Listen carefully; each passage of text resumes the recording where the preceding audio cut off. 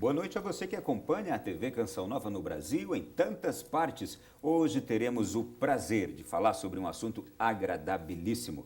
As futuras e próximas canonizações de dois papas encantadores, de figuras gigantescas, quando digo no pensamento, quando digo nas obras, João 23 e João Paulo II.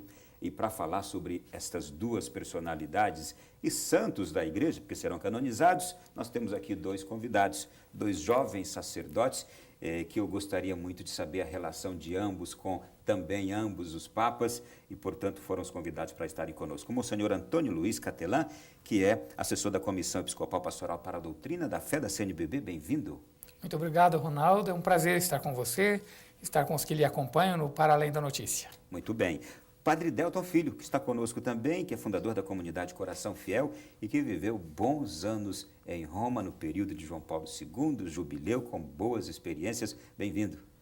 Obrigado, Ronaldo. É sempre um prazer partilhar esses temas bonitos. E esses dois papas, como você disse, nos encantam tanto. Será um programa maravilhoso, com certeza. Para os nossos pais, os nossos avós e também já para essa geração mais recente, certamente o programa de hoje vai ser encantador.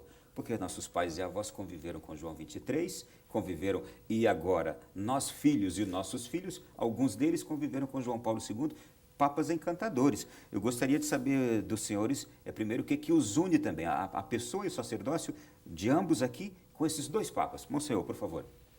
Bem, minha juventude toda transcorreu sob o pontificado de João Paulo II. Durante anos e anos, falar de papa a figura era de João Paulo II.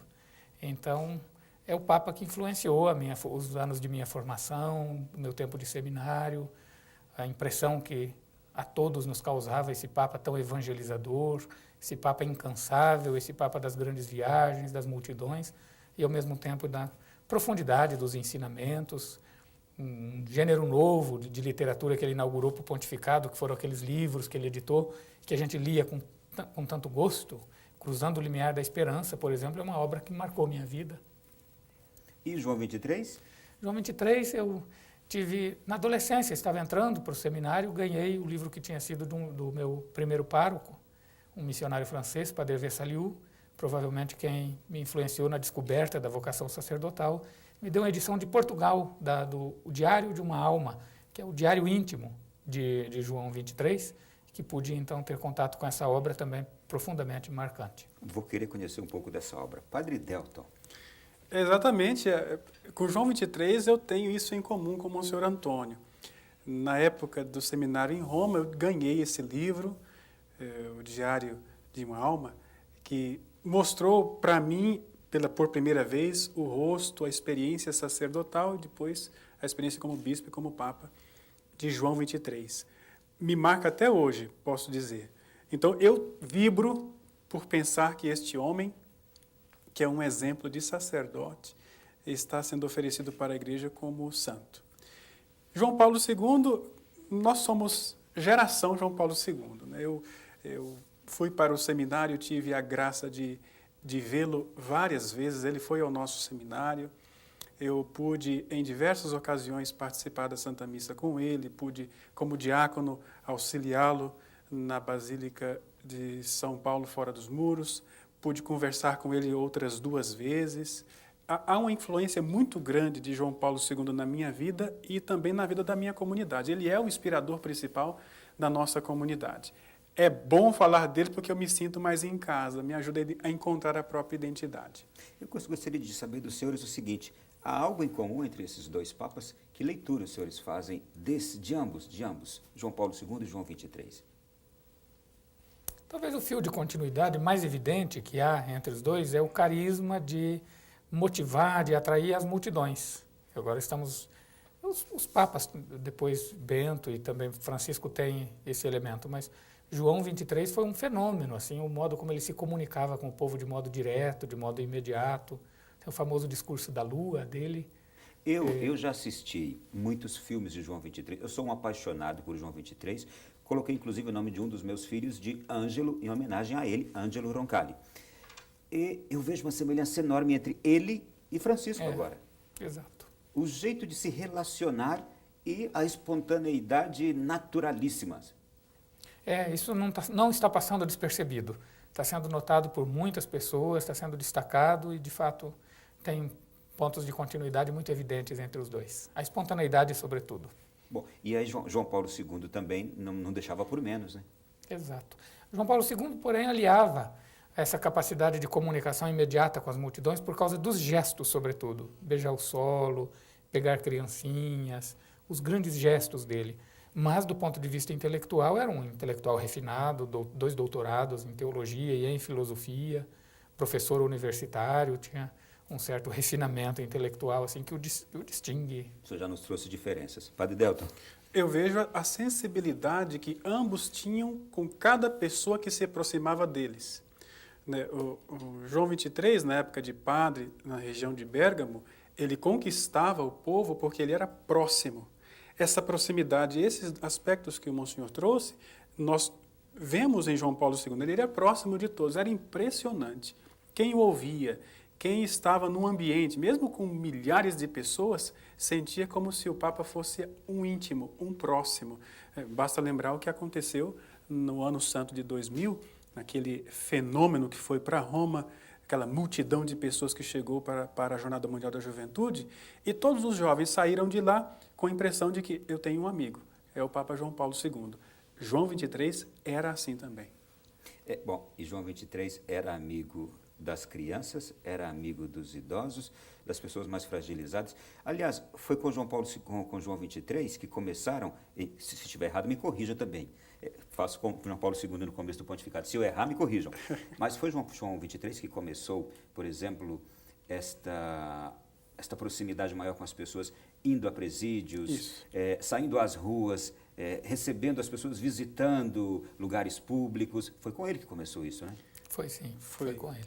Inusitado, por exemplo, aquele episódio de João XXIII indo ao presídio. Que faz a gente chorar quando a gente vê o filme. Exatamente.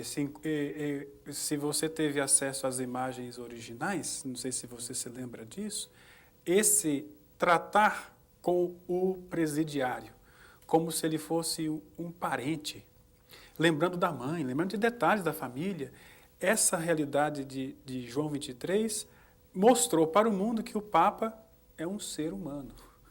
É alguém que pode entrar na minha realidade. Os outros papas, nós falávamos agora do Papa Francisco, mostram isso. A Igreja aprendeu a encontrar no Papa alguém bastante próximo. Bom, depois da saída desse presídio de Regina Coeli, que eu me lembro muito bem, a gente teve aí o pontificado de Paulo VI. E Paulo VI, desde cardeal, já visitava fábrica de empregados, de operários, já visitava favelas, lugares na periferia. Depois de Papa deu prosseguimento a isso. E aí João Paulo II, estou pulando João Paulo I por causa do episódio curtíssimo da sua morte, veio também alargando mais ainda esses gestos ali que como a gente está constatando, iniciados por João XXIII, não é verdade? Estamos falando de visitas e há aí um alargamento das visitas. Primeiramente, visitas a situações humanas ali bastante limitadas. E João XXIII visitou também Assis. E depois Paulo VI visitou a sede da ONU, visitou Jerusalém, visitou a América Latina, a África, a Ásia, fez grandes visitas emblemáticas. Ampliou o tema das visitas, que João Paulo II transformou praticamente num dos eixos da sua comunicação com a Igreja Universal. Sistematizou esse trabalho de visitar. Então, há uma ampliação do tema da visita nas situações concretas, pessoais, até as visitas multitudinárias. Muito bem. Do ponto de vista político e histórico, quais grandes eventos a gente poderia elencar aqui que marcaram os pontificados de ambos? Por exemplo, o episódio da Guerra Fria, Rússia, Estados Unidos, Cuba naquela época, João XXIII, João Paulo II, queda do comunismo. Como é que a gente pode fazer a leitura também dos feitos desses dois homens? Eu diria que um aspecto importante era a autoimagem do Papa nos dois ambientes. O Papa João XXIII, ele sentiu que ele podia e devia fazer uso de sua autoridade, sua influência, os seus contatos, por onde ele passou como núncio, para tentar ajudar o mundo naquela época. Mas João Paulo II, ele pôde também usar não só o título de chefe de Estado, que seria a grande chave para a visita no México, por exemplo, na época que os mexicanos sofreram tanto com perseguição, com proibição da vida religiosa. inclusive você se lembra, ele foi impedido, num primeiro momento, de vir como chefe de Estado, como líder religioso. E ele conseguiu vias diplomáticas que não eram comuns. Os outros papas não usaram esse diálogo com as autoridades civis do México para proporcionar a primeira grande viagem apostólica de João Paulo II. Então, a autoimagem dos papas evoluiu e cresceu, tanto com João XXIII como com João Paulo II. E eu diria que a própria figura religiosa do Papa tem um impacto político. Mesmo as coisas mais religiosas, mais tipicamente católicas que um Papa faz, não são neutras politicamente diante do mundo. Por exemplo, a gente diz que entre as obras de misericórdia está visitar os doentes, os encarcerados. Veja bem, João XXIII visitando os encarcerados, o impacto que isso dá para se repensar toda essa situação. A primeira viagem de Francisco foi a Lampedusa, aquela ilha onde estão os prófugos, os refugiados. O impacto político disso é muito grande. Inclusive, isso rende determinadas críticas a Francisco, porque, por exemplo, alguns radicais nos Estados Unidos chegam a dizer que esse Papa tem um discurso marxista, coisas desse tipo dizem dele. Mas é por quê? Manifestação de um ato religioso. E eu achei tão bonito ele dizer, eu não tenho nenhuma admiração pelo marxismo, não defendo o marxismo, mas eu dialogo muito bem com qualquer marxista e consigo me entender muito bem com eles. E conheci alguns que são ótimas pessoas. Ótimas pessoas. Sim, a liberdade de espírito desse homem, né? É verdade, a gente está falando de dois papas que nos rendem chegar às figuras, inclusive como a do atual Francisco. Há também, no bojo da obra desses dois papas, João Paulo II e João XXIII, ações que mudaram a vida da Igreja, na verdade. O Concílio Ecumênico Vaticano II e João Paulo II, com os sínodos, com as grandes mudanças também durante seu pontificado, e que o senhor poderia nos falar disso também, para a vida da Igreja, a influência desses homens. Bem, a convocação do concílio por parte de João XXIII seguramente é o fato eclesial de maior relevância do século XX, porque Pio XI, Pio XII pensaram em convocar concílios, chegaram a mesmo a constituir comissões preparatórias, mas ambos desistiram do projeto, devido a questões contextuais e também a questões internas. E João XXIII anunciou o concílio sem ter constituído antes comissão nenhuma, de estudo nenhum.